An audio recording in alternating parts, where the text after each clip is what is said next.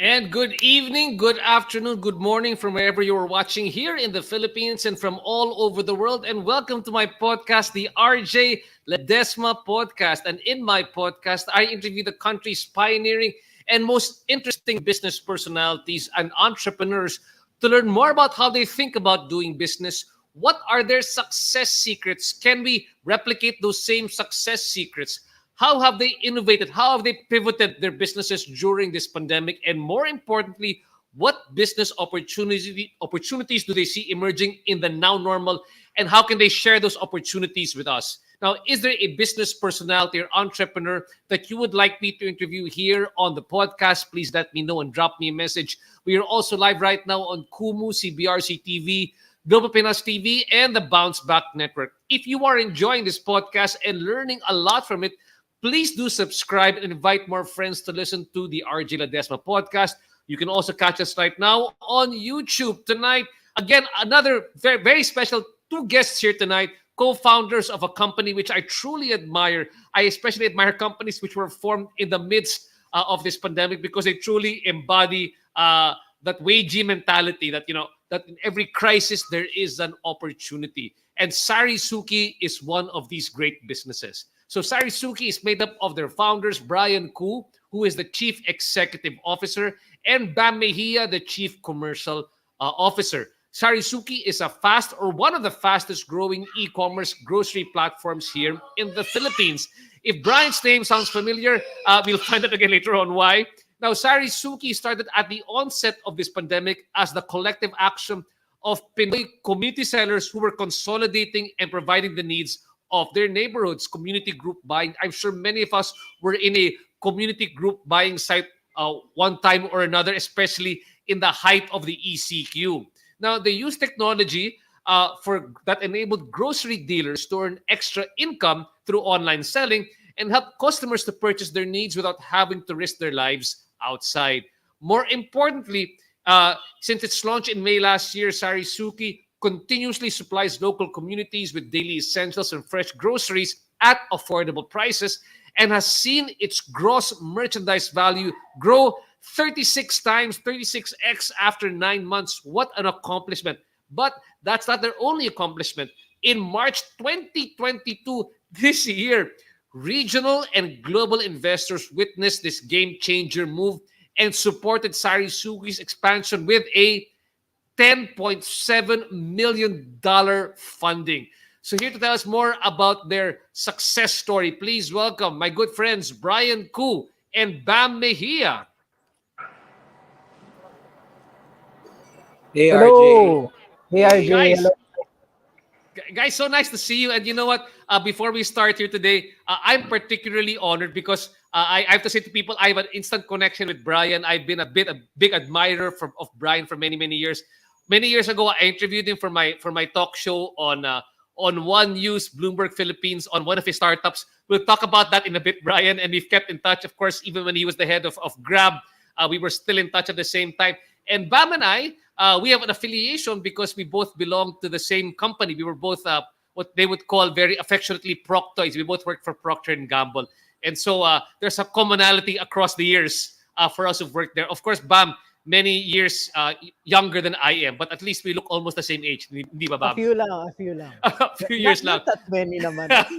I think baka 2 to 3 years lang tayo. Sige. Buti na lang. Now, and then I understand that both of you guys very, graduates of Ateneo's Management Engineering Program, one of the most premier programs here in the Philippines. And I'm glad to see that, many ME graduates coming together and putting up companies to help grow the Philippines. Now, first big story coming out of this one, and this one I'm truly impressed by, is that you put up a company in the midst of the pandemic and you were able to raise $10.7 million also in the midst of this pandemic. Kahit level 1 na, you were still able to do that one. And for me, that's quite impressive. And, I've worked with Brian in the past. Brian's done several startups in the past.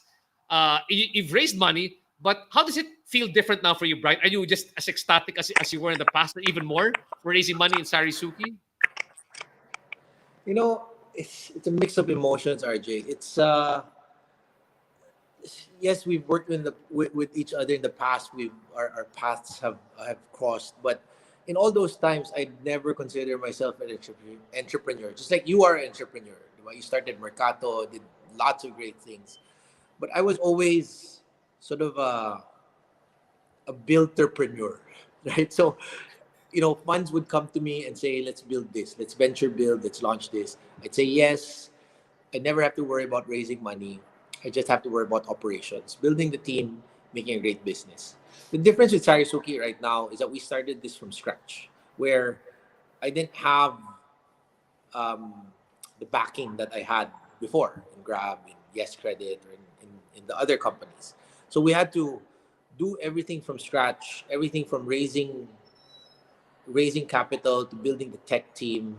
In Grab, I was very fortunate to have a very strong regional and tech team behind to support whatever we wanted to roll out in the Philippines, and the funding that came from the region, right, to support the growth plans for the country. But in SariSuki, we had to start from scratch. So only now that I really consider myself a true entrepreneur. I don't want to give, I give credit where credit's due, and I admire a lot of you guys who are really out there, who really put things on the line. Now I'm putting things on the line along with you guys. So, when we raised our first check of around $3 million, it was very humbling that a lot of the VCs after I left Grab were interested in what I was going to do next, and were willing to take a bet on this particular model of e-commerce. So it was very humbling. We were able to show that there was good product market fit, grow the initial few months, and then went on to raise another round right after that. So I don't want to downplay how hard it is to fundraise, especially in today's environment. In last year, it was much easier, I would admit, for people with a bit of a brand name who's been around the block when it comes to startups. It was much easier last year. Cost of capital has been going up. So interest rates have been going up. Inflation has been going up. Public markets have tanked. Right after the pandemic, you saw a drop in the stock market, but then it bounced back right away. You're not seeing the same sort of V-shaped bounce back right now. So funds are a bit more careful in where they deploy. They have shareholders, partners to make sure they're happy also.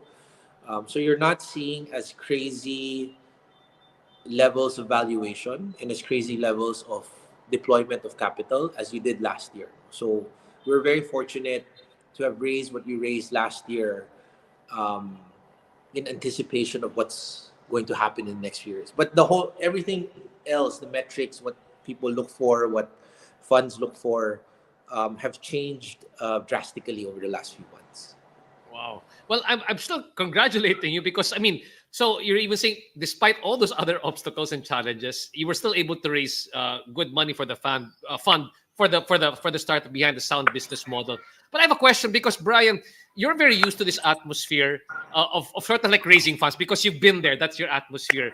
Now I'm going to turn over to Bam, and Bam is for lack of a better word, Bama, and it's no insult to you, but traditional corporate, you don't have to worry about those Oh, things, di ba? yeah. You're just worried about data analysis, you're worried about, hitting your targets, but then all of a sudden you're thrust into this atmosphere where you have to raise funds. How did it feel for you when you were going through the process together with Brian of doing all these things?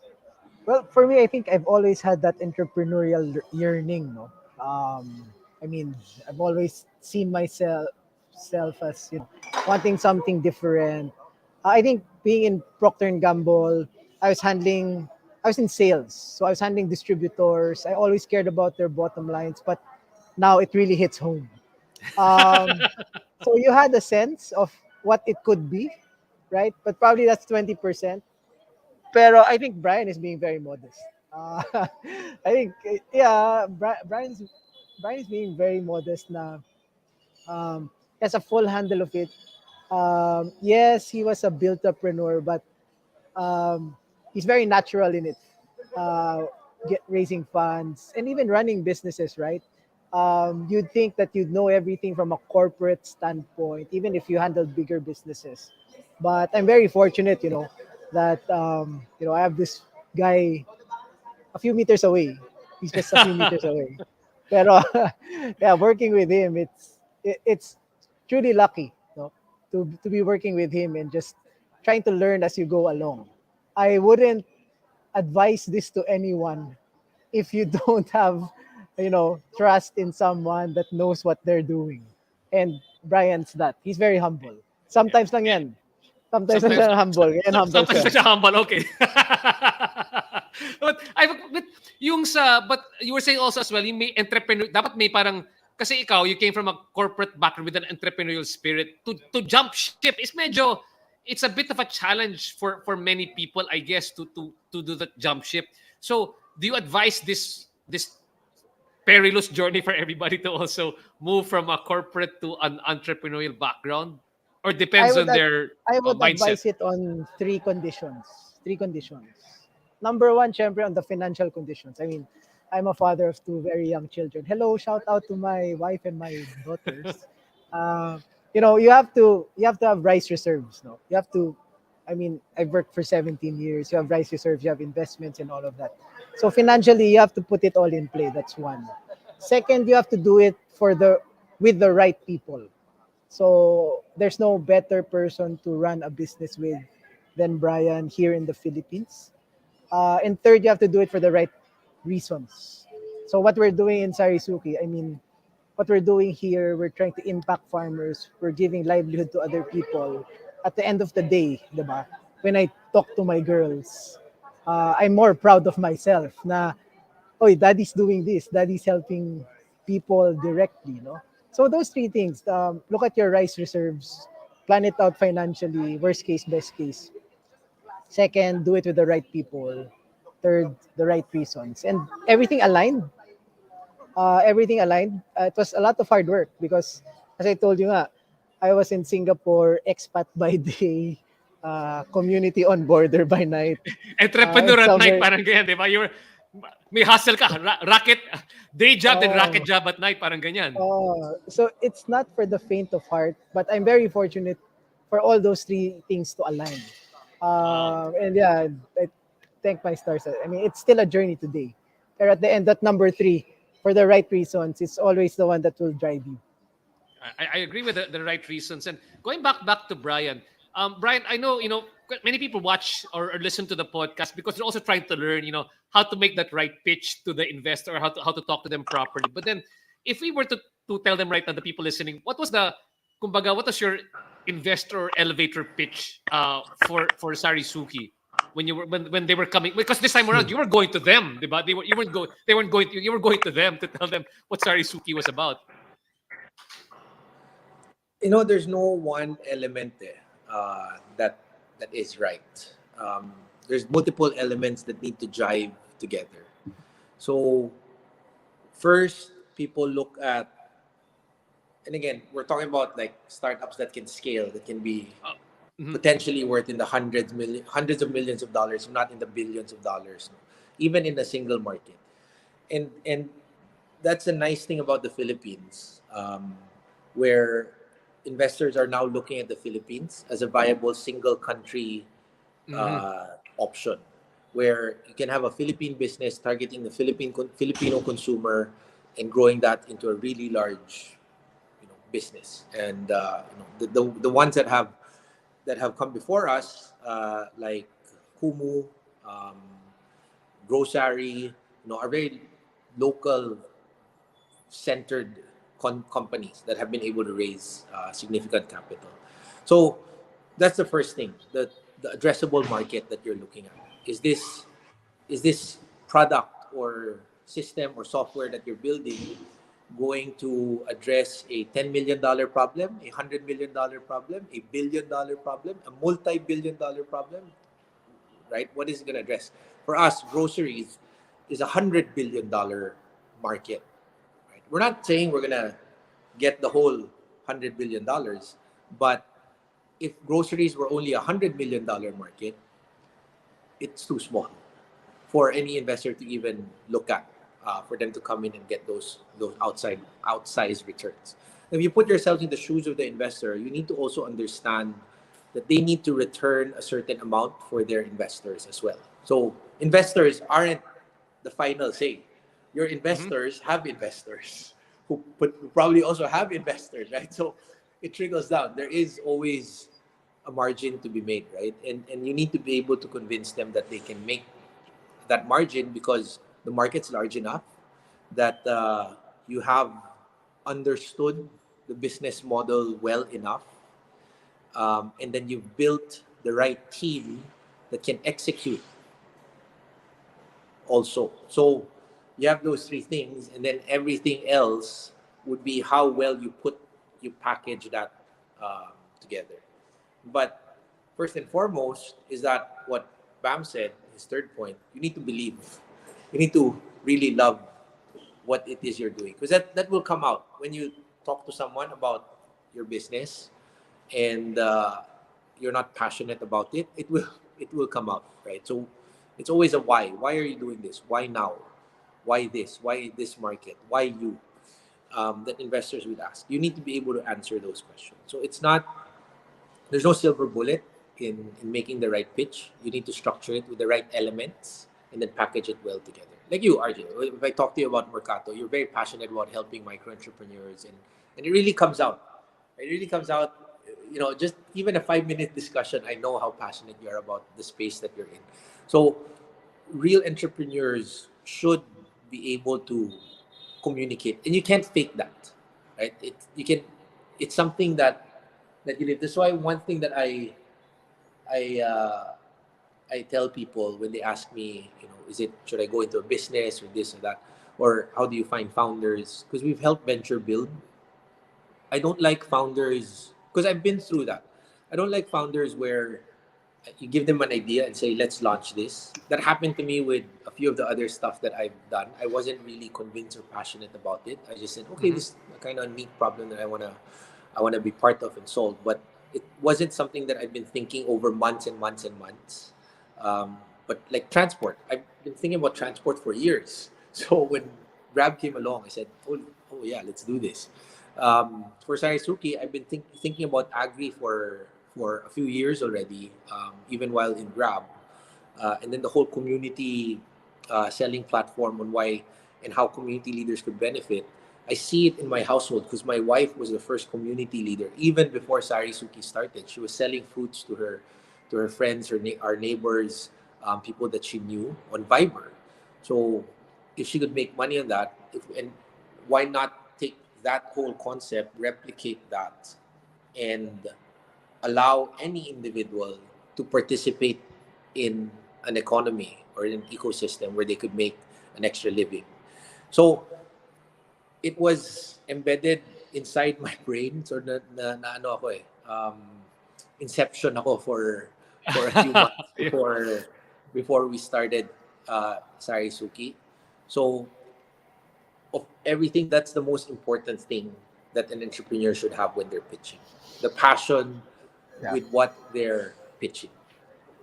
And Yeah. when you said that, this interesting thing, Bam, I'm going to ask you to say something also, but you know what? I remember Brian very, very clearly back in the Agora Awards that was given by the Philippine, no, but the Asia Leaders Awards. I think Asia CEO Awards.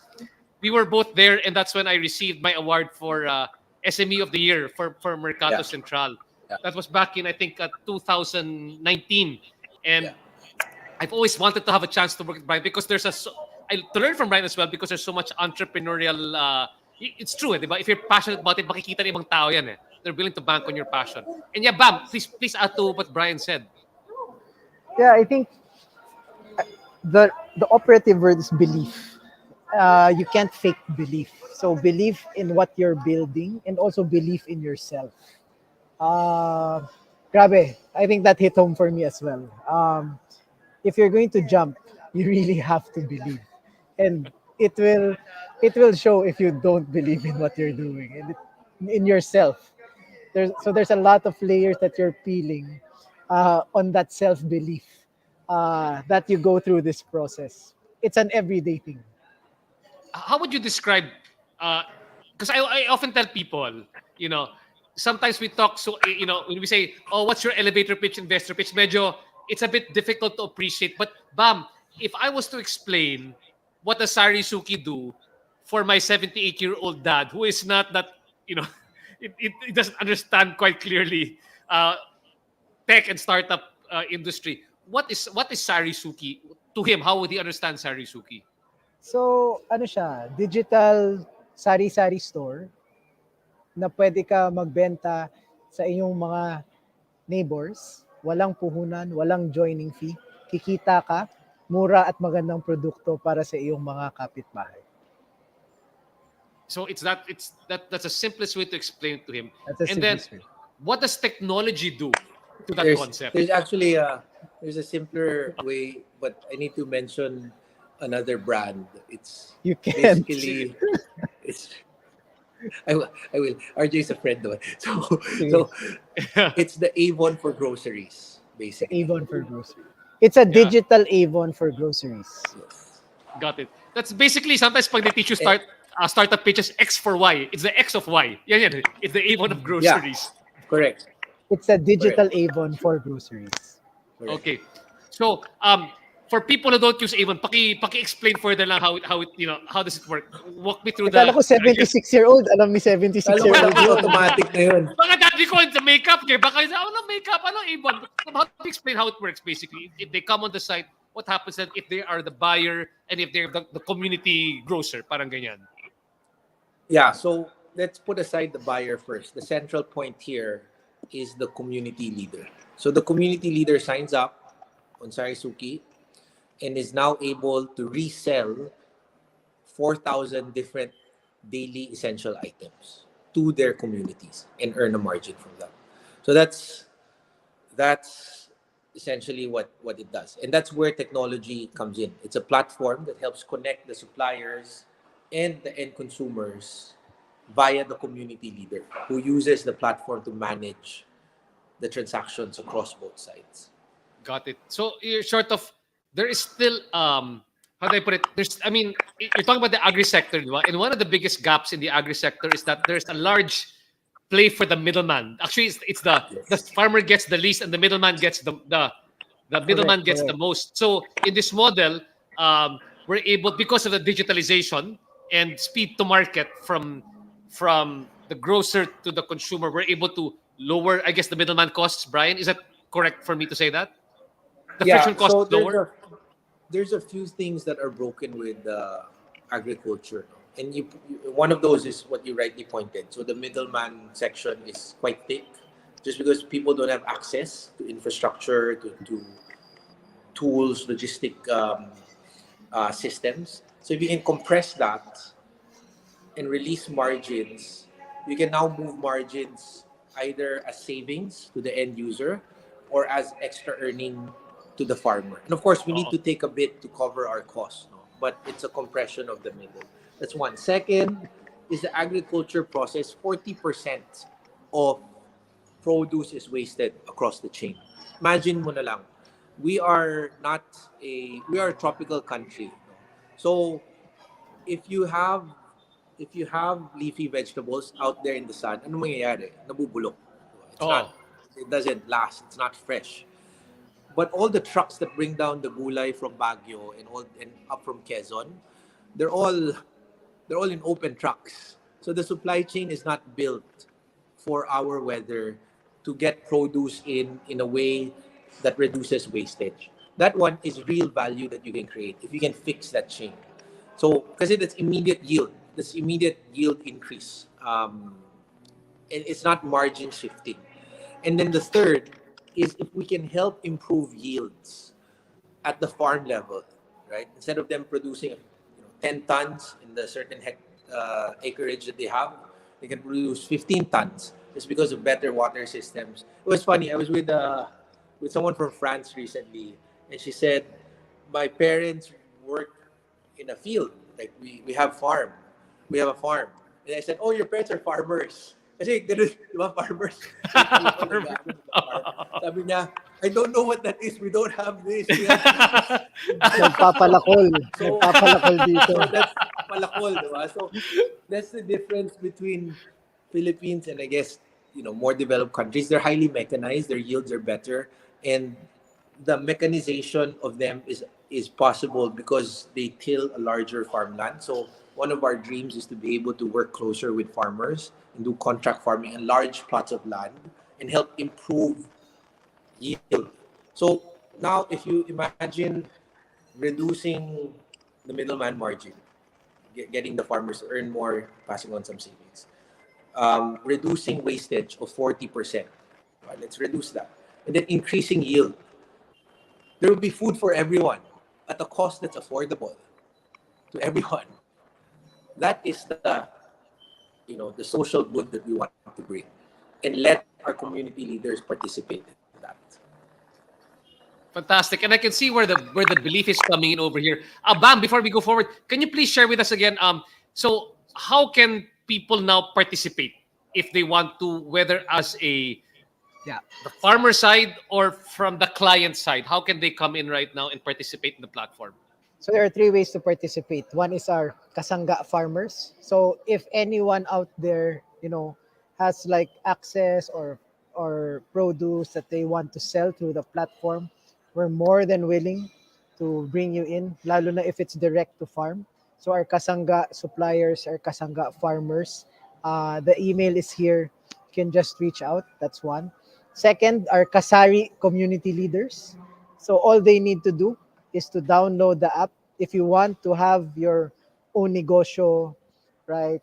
Earn something, do something through the app, just download the SariSuki CL app. It's in Android and iOS. And then there's just a process there of registration and onboarding, right? And then we'll put you in the platform. And third, if you want to buy, right, you can visit sarisuki.com. There's a button there on how to become a Ka-Suki buyer so that you can help your nearest community leader in your area. So 3Ks, Kasangga, Ka-Sari, and Ka-Suki. And doon namin nakuha yung name, SariSuki. I like that. So again, just to be clear, three ways. If you're a farmer who wants to join, you can join. You can go here pr@sarisuki.com. Kung you Yes, belong to a farming community or farmer. If you are the end user, you want to be able to access, go to sarisuki.com. Is that right? perfect. Yes. And then the And third then one is if you the app. The app, you can go there if you are on either you're either the farmer if or the if if gusto niyo mo magnegosyo, if you want to be a Ka-Sari community leader and you want to be an online grocery, selling all the produce, download the app, SariSuki fantastic CL app. CL app. Okay, and those are on all the major platforms where they can all the major play Yes, stores. Okay, great. yes. Now I want to go back right now and talk about something a bit more interesting, if you don't mind. No? And actually, I want to go a bit more into your background. So, by the way, Eric Ronald Pagdanganan over here saying he's a huge fan of all of you. More power to you, Clark. Can you put it up? Thanks so much, Eric, for listening. If you got questions for them, please do let us know. Thanks again for and all those from SariSuki listening to us here right now, especially the biggest fans of Brian and of Bam. Kung nakikinig yung mga asawa ninyo, pati yung anak ninyo, hello to both of them. Now, let me ask a bit more questions here, no? Especially because I want to go a bit more into the entrepreneurial journey. And actually, this is the interesting story for me and for Brian. Oh, Abby Victorino of Go Genie saying hi also as well. Abby Victorino saying, congrats, Brian, great job. And let's collab daw, sabi niya. Yung mga taga-grocer, Go Genie, Grocer Genie. I think you guys would make great collabs here right now. So Abby, yes, please do get in touch with us over here. So Brian, kasi the Yeah. first time I met Brian, natatawa ako because the first time I met him, I interviewed him. I was, and that was my first really foray into understanding startup. I think Brian, if I'm not clear, I forget the startup that it was loaning. It was your online credit app that you were doing maybe 5 or 6 years ago, and we were talking about the app. And I think the next day nagsara yata yung startup, or even before the show came out, the startup closed down. So for me, wow, sabi ko, wow, this is a really volatile industry. How was that for you? But I mean, after that one, you went into Grab. So tell me a bit more. I mean, how did that, if people might think you've been successful all the way, but that's not the case. But even your non-successes are still, still good for you in terms of growing as a buildpreneur, entrepreneur. Take us back there a bit more. Tell me a bit more about that entrepreneurial experience for you. Yeah. So that was Yes Credit. Yes Credit. Oh, yeah. That's right. Um, oh man, memories. So yeah, Yes Credit was a online lending platform. So it was ahead of its time. Now you see a lot of them like Cashflow, you see Kulaku 24/7, RoboCash, ton of them. And some of them even became digital banks. So this was very, very early on, circa 2014, I think. So I started Grab here in the Philippines around 2012. I left for a bit, wanted to do a few other things. One of them was a baby site no one knows about, called Cudsly. Cudsly. That was also I know that. uh, and then right after that did Yes Credit. So we wanted to help consumers get out of predatory lending ecosystems and offer them better rates, better credit scoring. Unfortunately, it was ahead of its time. It was a bit too early. Philippines wasn't that hot of a market yet. The infrastructure, so credit scoring, the government, the national credit scoring system, it's not yet set up.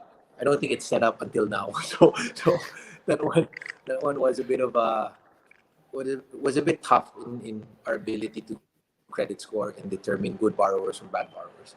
So eventually the investors pulled out and said, it's not the right market for us. They took care of everyone. So they were very, very good with how we wound down the company. Then eventually after that, at the time I said, why don't I just figure out what Grab's doing again? Because that time was around 2015, I'd say, when Grab was just transitioning from taxi to car. It was just Mhm. about transitioning from taxi to car. Um, we were at a massive disadvantage against Uber, who started with car. So I came in and started, you know, fixing up, like reviving things. And the first thing I did was look for all the places where Uber acquires their drivers and put a Grab in a Grab location right outside. The whole McDonald's versus Jollibee strategy. So then the rest is history. All up until 2020, and then now I'm writing my new history. Yeah. Eh, when you what was the biggest lesson that you picked up from, I guess, from Yes Credit? I hope you don't mind because so many people are thinking, syempre, Pinoy, di ba, Bam? I mean, you're not supposed to fail, right? Or you fail, parang it's you take it personally. But how do you appreciate failure? I mean, technically, Brian, they might close down, so it might feel like it didn't work, right? How are you supposed to appreciate that as an entrepreneur or buildpreneur?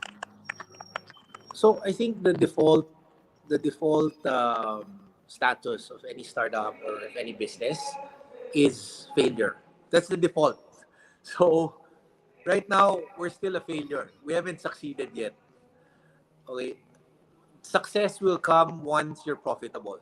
That is now my new determinant of success. It's not when you raise money.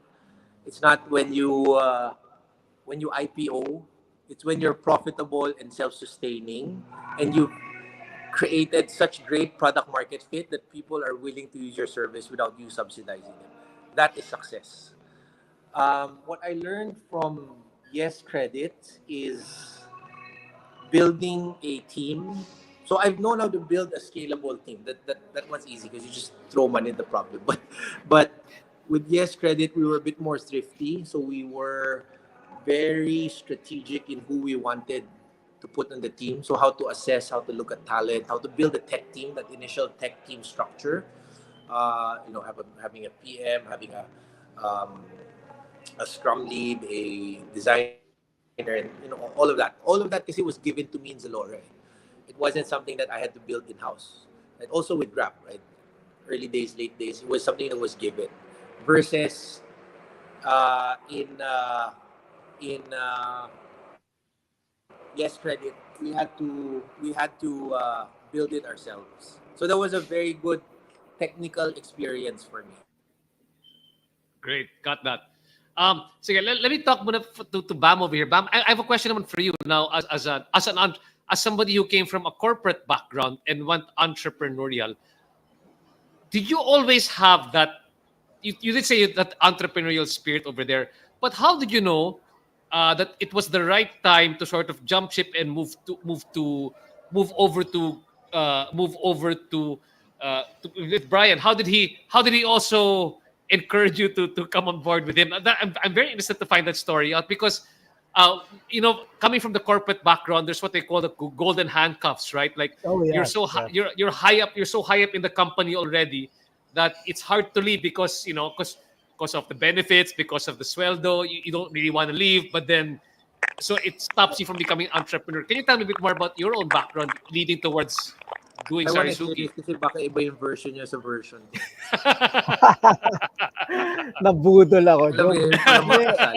Yung sasabihin ng Ruby, mas sasabihin ng Brian. hindi, nanonood rin yung mga asawa natin eh. So first of all, Brian and I have been friends since university. So tagal na yan, mga 20 plus years na yan. Um, and yeah, there's always been that itch. Lahat ng mga things na sinasabi ni Brian kanina, yung Cudsley, yung yes credit and everything, he always involves me in the discussions. Okay. Even before. So, and He picks your brains, parang ganyan. oh, even yung Grab nga eh. We were doing some drawings on it and he was gonna launch it. So parang, it's very interesting for me. So there's always been that itch, no? Syempre, practical side. Kailangan mo, practical side, when I was with PNG, hindi mo ako maluho. And yeah, we were able to, my wife and I were able to build some sort of savings with investments and everything. So that's something that has a cushion for me. And may mga other things. So the practical side, we checked all the boxes. Um, and then we always wanted more. So I've always wanted more and I always wanted to do something. Um, and yun nga, serendipitously, and then there was this opportunity that was, I think, right up my alley. So I was with sales for PNG, then trade marketing, and then regional stuff, brand stuff, and all of that.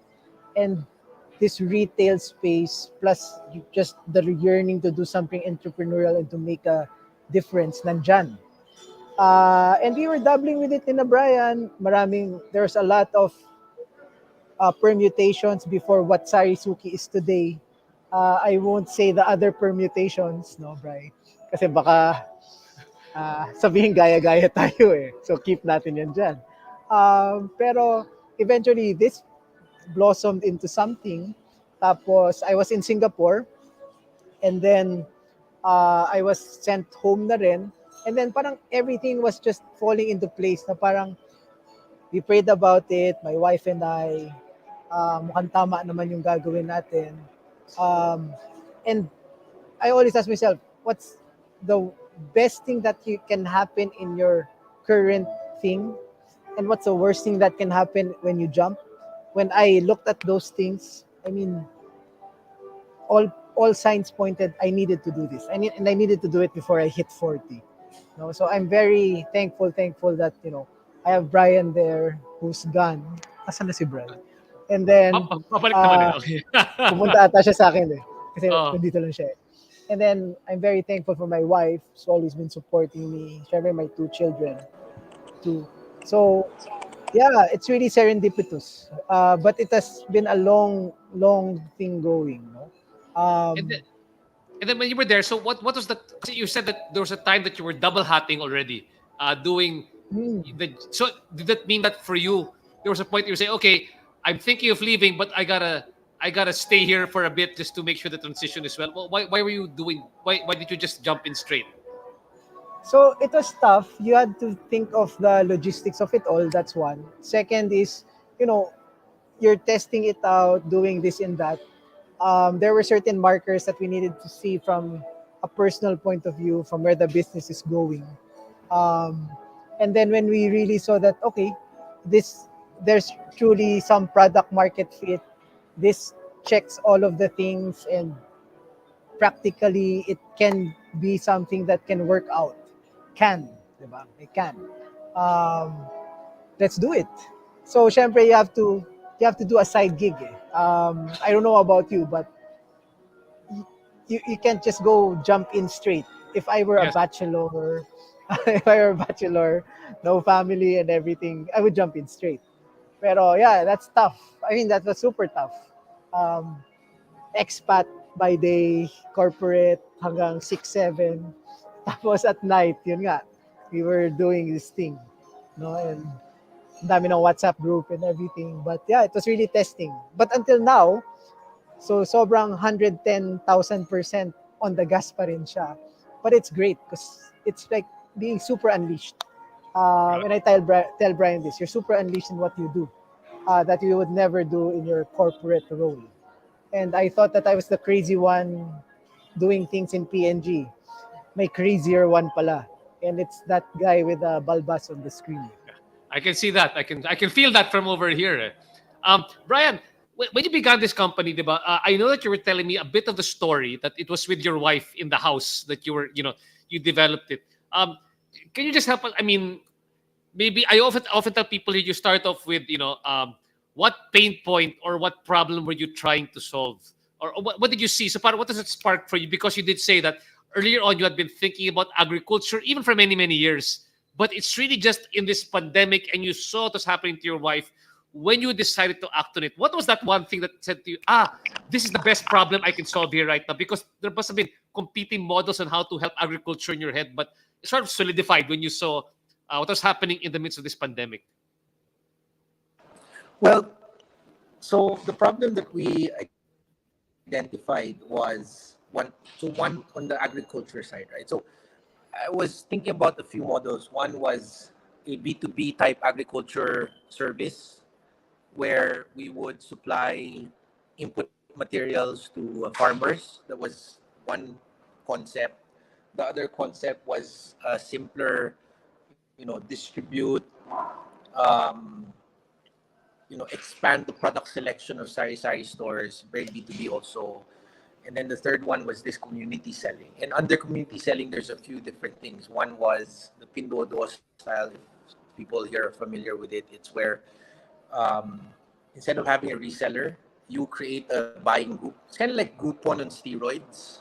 So you create a buying group whereby you can invite friends, and then you invite enough people, you get a discount. Everyone gets a discount. It's like going shopping together.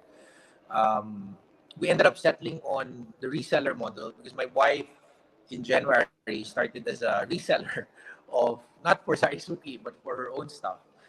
She sells imported fruits, vegetables, sorry, not vegetables, imported fruits, steaks, meats, seafood, and local chicken, right? She works with someone in Batangas farm that sells local, native, and black chicken. So I found that very interesting.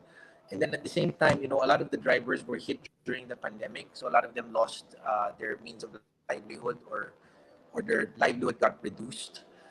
So I spoke to them and said, why don't we figure out a way to help them while you're driving in the day, your wife is selling, throughout the day, and you become a dual income household. That was the first initial pitch. And it wasn't just about giving them a site that they could do it. We had to procure the products, build out the supply chain, have control of the quality, and make it easy for them. So now they can just sign up. They don't have to put out any capital. We'll help support their initial start to the business. And all they have to do is leverage the social network. And I know the Grab driver, I speak to them a lot. I love those guys. They work so hard. And I know their culture. They like being on Viber groups, complaining about Grab, complaining about me. But I still love them. So they're all on Viber groups and all these Facebook groups. So I said, that's super bagay, because that's the kind of behavior that we want. So that's how we started it. And, we started to grow from there. We saw that there was product market fit, and then we expanded both in terms of what we offer and in terms of the people we try to target for the service. So when you first had that idea, Brian, okay, I don't know what to do. Many people are a bit, they're a bit not clueless, but they're unsure as to, okay, I've got this great idea, but what's next? Number one, do I bootstrap it? Did you bootstrap it eventually to get things going? And where did you get the, people say, how did you start developing the technology or the app that kind of puts your idea into action? Because people are, at a loss sometimes when it comes to those type of things. So you always need to start off obviously with an idea, with this is what I want the app to do, and then from there, it's like writing an essay, right? It's like writing a 500-word essay. You first write a 3,000-word essay and cut it down. So you always start out with the end state. So this is the most beautiful app that I can build, and then you talk to the developers, tell you it takes 3 years to build. You don't want that. You want something that you can roll out. So we rolled it out in April. a month with the app, April, basic so functions. March, yeah. It didn't work half the time, but it didn't have all the nice bells and whistles. Until now, it doesn't have like, it has maybe 40% of what we wanted to have. But if we just sit down and not do anything and develop for a year and not release anything, we'll never learn. Because some of the things that we wanted to have developed at the start, it's not on the roadmap anymore. Because we learn, we iterate, right? So having shorter cycle times is very important. So the first thing, how do you start, right? So you start out with a business idea. You figure out where tech can play a role. Don't overscope whatever you're trying to do in tech, right? It needs to conduct the basic function.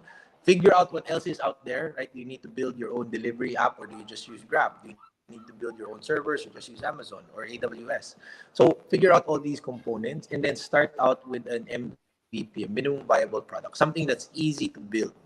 Get it out in 2 months, as quick as 2 months, right? Unless, of course, you're building like deep tech, AI, super, even AI though, but like deep tech stuff that would medyo kung medical field ka, hindi pwede 2 months. Dapat medyo years. Pagkabuhay na yung Hindi level ng pinag-uusapan. trust na lang, what 2 months. Pero kung consumer tech, you want quick, fast iterations. Yeah. Right? So that would be how we started, right? Even now, we have 2-week sprints. We talk about what we want to build. We rejig the roadmap. We prioritize based on what we see is going on with the company, is going on with our stakeholders, and then adjust on that basis. Yeah, Got and that. just to build on that, just put it out there to the target user, then hear what they have to say, then adjust. So that's one thing from the corporate side that it takes so long, right? Dito, just bring it out there, try it out, magkamali ka, it's okay. But you learn that, okay, it actually works. So bootstrapping actually works. So just put it out there. Yeah. Actually, Brian, Bam, I wanted to ask you about that because, like I said, we come from the same corporate background, and for there, para everything's gotta be perfect the first time that you launch. You can't afford mistakes. You can't launch and then course correct on the way. Everything has to be fixed up already there. So it was sort of like a turnaround in mentality. But having said that, parang that might have been a challenge at the start. But then, when you came from your background and you're the chief commercial officer of SariSuki, what do you think? What were you able to bring them on from your own background? Because we tell people nothing goes to waste, right? So what did you take them on that you were able to, I guess, add to SariSuki also that complemented Brian's own background from the startup world? I think one is rigor. You have that rigor of, just putting things mildly in a structure, then go with it. Then Brian unleashes na sabi mo, okay na yan, just go. Okay, let's go. Pero I think that's one thing. The rigor and the structure, to a certain extent, you have to quicken the pace. Pero it's very important that you have it. I think different lang naman with my corporate background is I was in sales. So I've seen handling the biggest distributors in the Philippines, handling the biggest brand in sales, handling different key customers. So that rigor, and you're not afraid to get your hands dirty just to go in the market. I think that's what it brings as well, that retail expertise. It's not really background, it's expertise. I was with P&G for 17 years. So when you know that this will work, that will not work. But bring all of that together, that structure, that expertise, shorten it and put it on steroids. Yun yung kailangan mo for a startup. Got that. Now, having seen about the SariSuki environment, Brian and Bam, what are you seeing right now? I guess, there's so many areas to play in. as a farmer, as a middleman, and maybe even as somebody who contributes to that ecosystem that you're developing, what are you seeing as a different, I guess, business opportunities in your ecosystem where entrepreneurs can still play? And obviously, people can be there as the community grows, the people who consolidates orders. But what more can they do, pa? I mean, what do you see as other opportunities from a larger perspective in that ecosystem of yours? I I think we've barely touched yung sa supply chain. There's a lot of good that we can do when you put in technology and just try to transform that. We don't want to say disrupt, so we want to say transform. So that supply side has a lot of runway, and we've barely touched the surface, and that's what's exciting for us too. And what specific what I if in the supply side, what are the areas where they can play in? Is it bet more agriculture products? Are there particular what are the gaps there where people can still come in and say, hey, this is a good opportunity for us? Yeah, so just there's still a lot of there's still thick middlemen or middle part in the supply chain. How you use technology to lessen that thickness and just put it either to the farmer or to the end consumer. There's a long way to go for that one. Got that. Brian, would you like to add to that? What are you seeing the opportunities that still emerging for many entrepreneurs to play in your ecosystem? Yeah, an emerging space in other markets is e-farming. I know it's been said many times, a lot of people have attempted to do it, but e-farming that allows producers to improve yields. So you have a few well-funded e-fishery companies in Indonesia. We'd be happy to look at startups like that, see how we can help them. Um, E-farming also, how do you use technology to help improve crop yield? When do you fertilize? Do you over fertilize? When do you do cross cropping? All of that.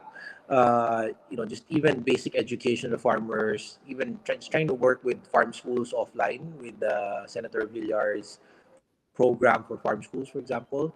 Stuff like that would be very exciting for us, and we'd love to be able to work with people like that. Also, I don't know if I mentioned this, smallholder, manufacturers, stuff that they find it Yeah, difficult to get on Lazada or on supermarkets. They can work with us. The benefit of us, we have resellers.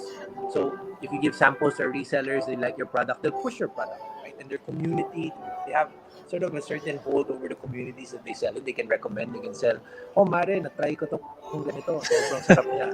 And then it's Marites. something that they could help push. Brian, since your wife helped you sort of conceptualize this whole idea, or she gave you the spark, may equity ba siya sa SariSuki? She owns everything. I'm just an employee. I'm her build-upreneur now. Gets. Now, guys, I really love this conversation we're having so far. It's too bad we're coming to the sort of like the close of the show. But you know what? I appreciate so much the type of backgrounds that you both bring into this picture. And you've learned so much. First of all, Brian, we've learned so much from your own, you're from Boston Consulting, and then you've been doing startup work. You help put up companies, you help close companies, you help build up Grab. And we're going to ask you just basically, and then for Bam naman, you came from a corporate background, 17 years. You've also built a lot of brands within the company. Do you mind sharing with us just a few, what if your life and business hacks for people? I mean, if you were the entrepreneurs out there that you're saying, okay, I want to help you guys out. Let me give you 3 tips so that you can, fast track or hack your way towards building your business. What hacks would they be, Brian? One thing that I learned, it's been a while since I launched something, right? With Grab, we already had an established base. So one thing that I'm learning the hard way, a lot of things aren't, you can't take anything for granted, number one. It's very important that you humble yourself to the market. You humble yourself to your stakeholders and customers. Um, you can't rely on digital marketing I mean, you can. It's gonna cost you a lot. But if you want to scale fast, you can't rely on digital marketing solely, right? A lot of, especially in the Philippines, a lot of uh, on how you go to market is still very tactical, still very on ground, hands on, face to face, still very tactile, very visual type of market. So you want to build that kind of trust, growth hack and growth your way to something bigger. Don't be afraid to roll up your sleeves and get your hands down in the mud. That's very, very, very important. And the people you hire need to understand that. Yung sinabi nyo, pumunta kayo sa kanto ng kalye para kumuha ng customers, talk to them one by one, because that's the only way you're gonna go from 0 to 1. You do that. Right? You don't rely on Facebook or Instagram. I mean, those are tools that can help, but do not rely on them. And then the last one that I say is, whatever business you're in, you need to be in love with it. You need to be, you need to remember, for those of you who've been in love, remember when you were first in love. It was more like an obsession rather than love. And obsession meaning you think about that person day and night, when you're awake, when you're asleep, when you're in the shower, when you're eating, everything. Lagi mo iniisip. And it's always, if you're not thinking about your business in that way, then sayang. Because you're gonna spend a lot of time on your business, more time than you spend with the person you really love. So, Nako, mahirap na yan. Baka magselos baka magalit yung asawa mo niyan, I Brian. all the time. But that's the reality. It's the reality, and you're working. Nag-uusapang pag-ibig na pala tayo dito, Brian. No, you need to be in love. Yeah, that's true. When there's no love in startups, there's no startup. Yeah, you have to be obsessed. So, Got it. just building on Mami, that, you naman. have to be obsessed. Yeah, So, what tama are si your Brian. 3 things? Yeah, I agree. So, obsession is one for you. What are the other things Obsession also for is you, Bob? one. I think the other one, and we say it in PNG, yung obsessed with a customer. In startup, it's a whole different level. As in, ito, kausap mo talaga sila. I mean, ito yung story eh. Nung Christmas, na-delay kami ng deliveries to our seller. Kami ni Bri, we went to her at 10 a.m. in Tondo. Just to say sorry. Eto, pa-KFC natin. Kamusta po ba? Sige, hintayin po namin yung delivery. It gets to that level of being so involved with your being so involved with your customer that you're there with her or him, and you know them, diba? You know kung nakabili na sila ng e-bike because of SariSuki. You know pag nag-quit na sila ng job at gagawin nila to full time. You know na meron silang good review. So that obsession with the customer is 10,000 times sa startup. And then third would be yung agree ako dun sa rolling up your sleeves and getting dirty, getting down and dirty talaga. Yun nga, you have to go there to the pinakaliblib na part just to understand how to serve your customers better. You do it here. I guess fortunate ako dun because in PNG I started off in sales and I was one of the last batches. Binigyan ka ng truck, magbenta ka sa Tugigaraw for 6 months. Kung hindi ka regularized. So, ganun yung nadatnan ko in my corporate background. It's 10,000 times more here that you get your hands dirty. So, obsession, yes.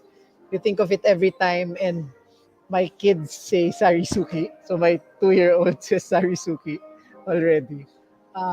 Second, yun nga, yung consumer craze ka, consumer-centric ka.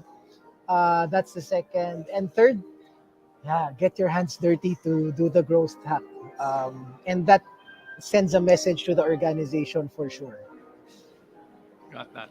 Okay, guys, thanks so much for joining me over here.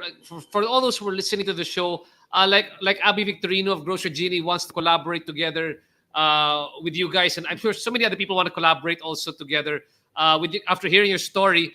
Like I said, no, I think Brian, you'd agree with me. Nowadays, there's no more competition is puro co-optation, di ba? You just work with people in that same ecosystem because there's so much space for all of us to grow. If you guys want to get in touch together with Brian and Bam, let's just show again their emails here right now, Strauss.